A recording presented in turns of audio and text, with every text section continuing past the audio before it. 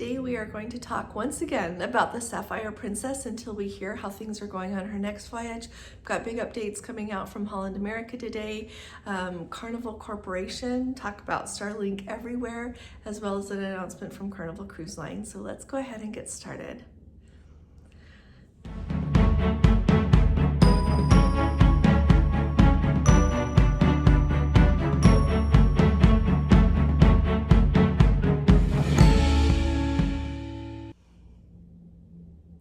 Hi there, this is Allison with Let's Go Travel Tips, and today is Wednesday. It is May 15th of 2024.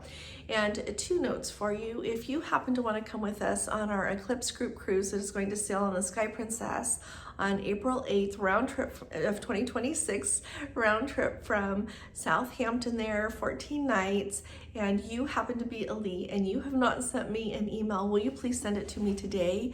Booking is going to open early tomorrow, and I'm going to book your cruise then if you would like. So make sure that you send that to me, and then the bookings for everyone else will open on May 23rd. So send me your information if you want to join our group. This is going to be a really popular cruise, so we need to be on top of our game for this.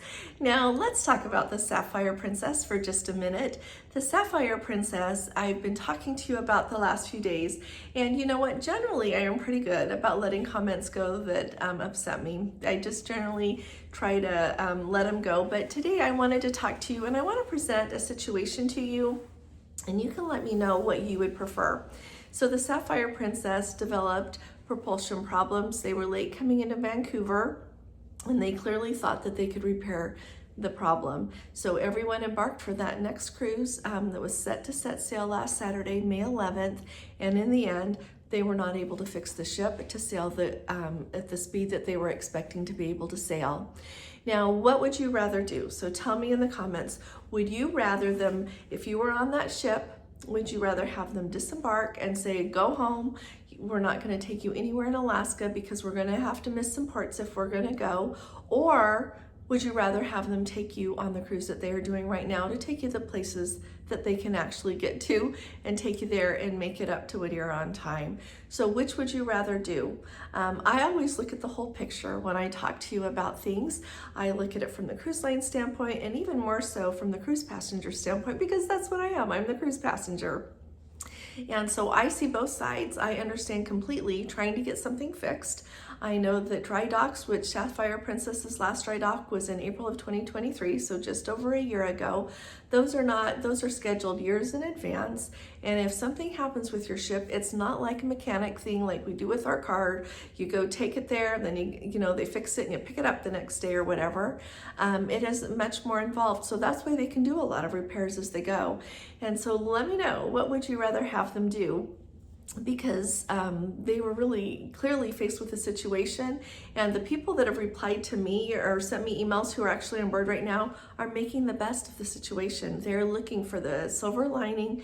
They're really enjoying what they're experiencing so far. So I look forward to hearing from you all in the comments, and if anyone's on board, send me the latest, okay? I really appreciate it.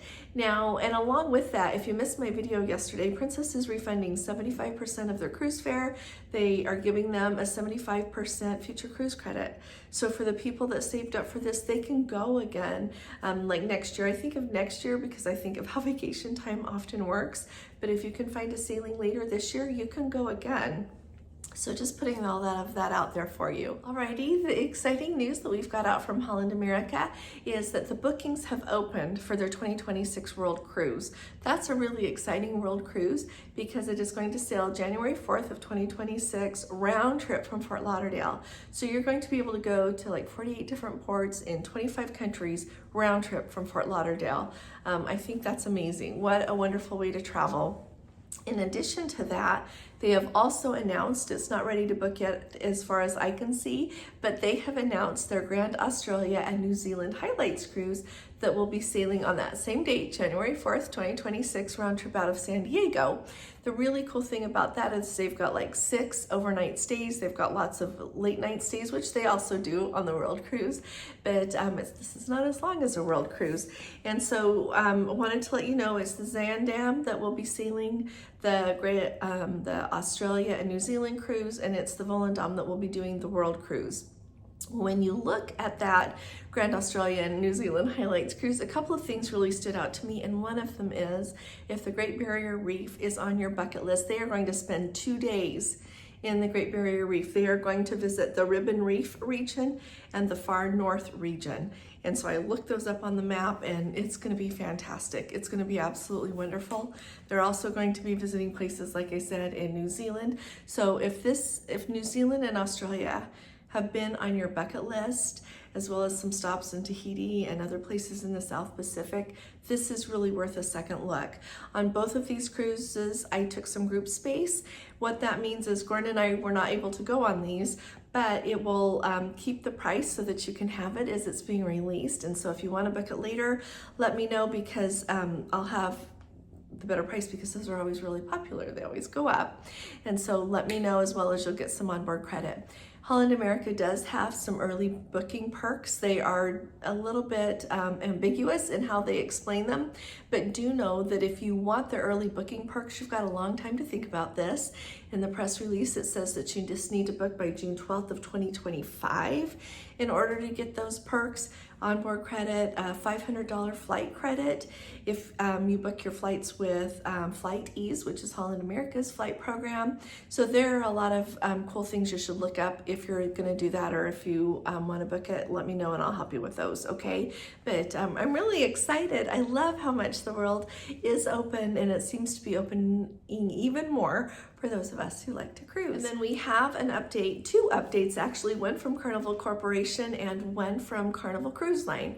So Carnival Cruise Line, their ship Carnival Pride is having to cancel a couple of their cruises, but it's not until March and April of 2026. So they are giving people lots of wiggle room on that one so that they can reschedule their vacation. Apparently the Carnival Pride, their dry dock dates got tweaked a little bit. They can't do those 2 sailings, so they are going to cancel those and give people's money back, and then people can book on whatever cruises they want to be able to book on.